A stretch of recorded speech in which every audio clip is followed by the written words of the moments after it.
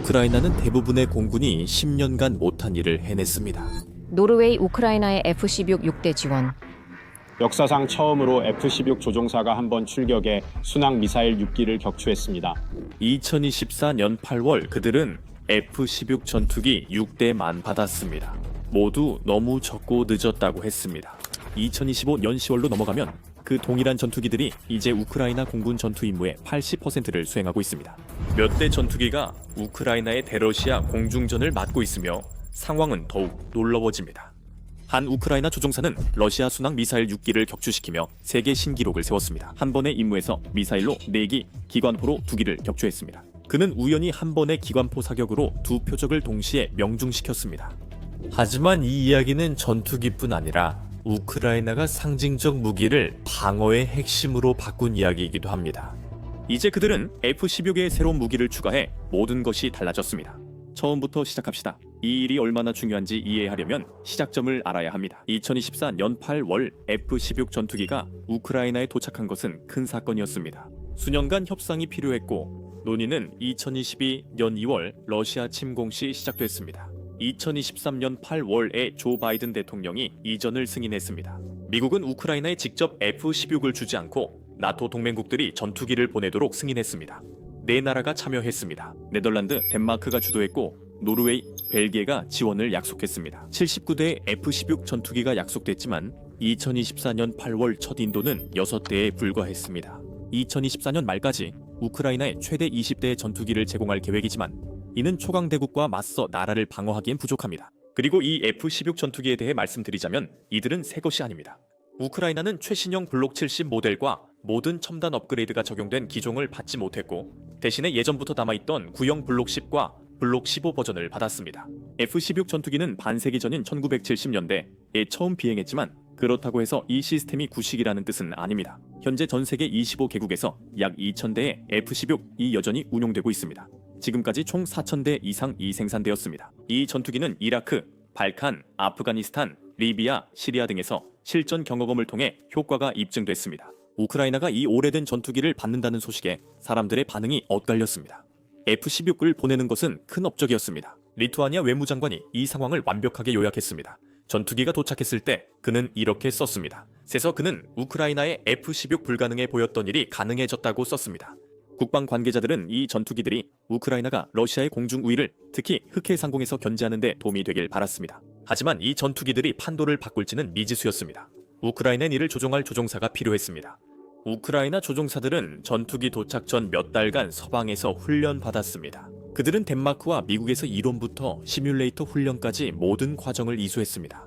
조종사뿐 아니라 정비팀도 훈련을 받았습니다.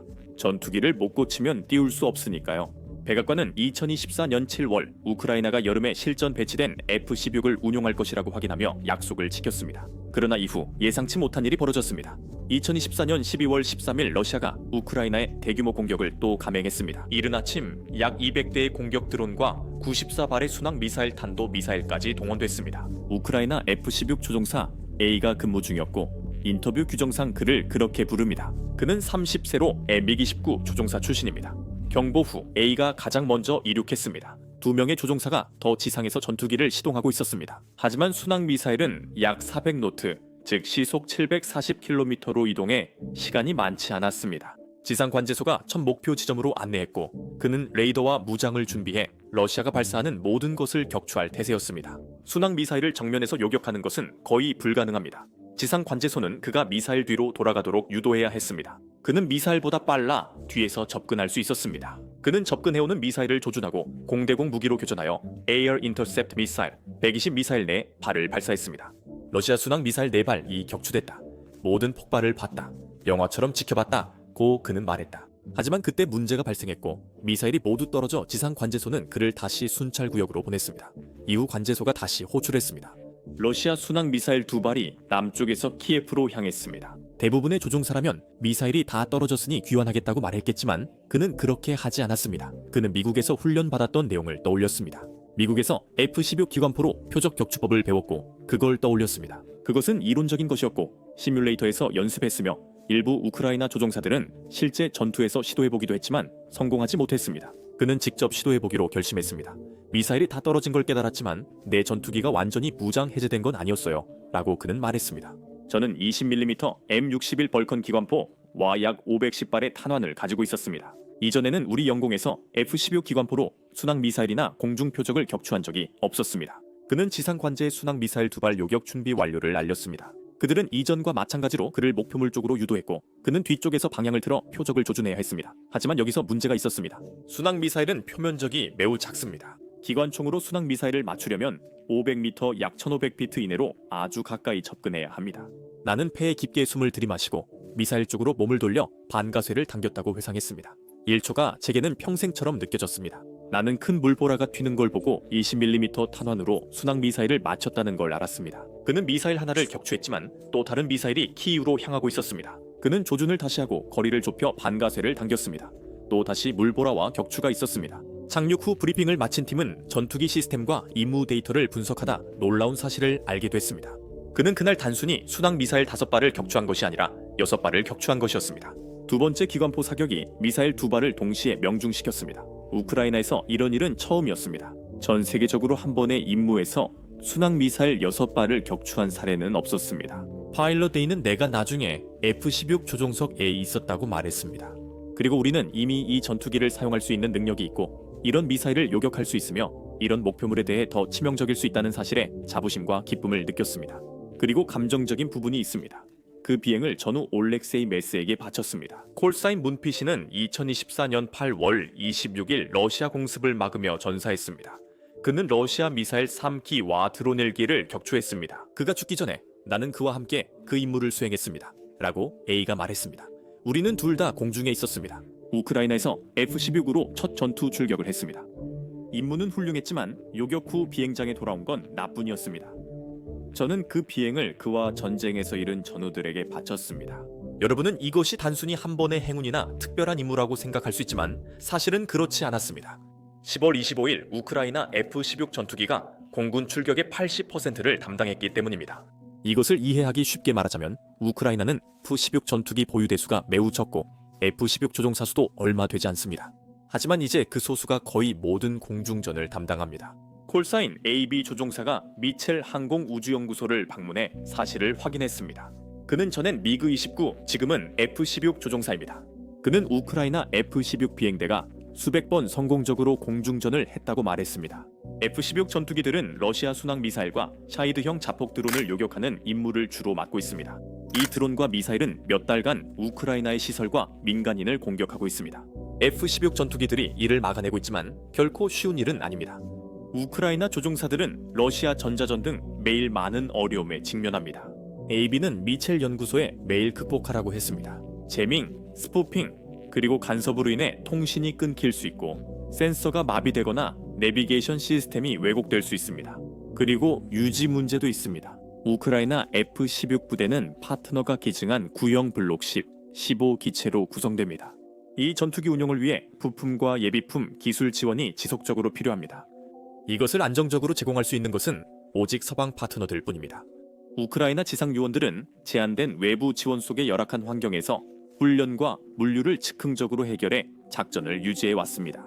하지만 그들은 이를 잘 해내고 있습니다. 그들은 애자일 전투 운용이라고 불리는 방식을 적용하고 있는데 쉽게 말해 적응하고 있다는 뜻입니다. 그들은 전투기를 여러 비행장과 임시 비행장에 분산 배치합니다.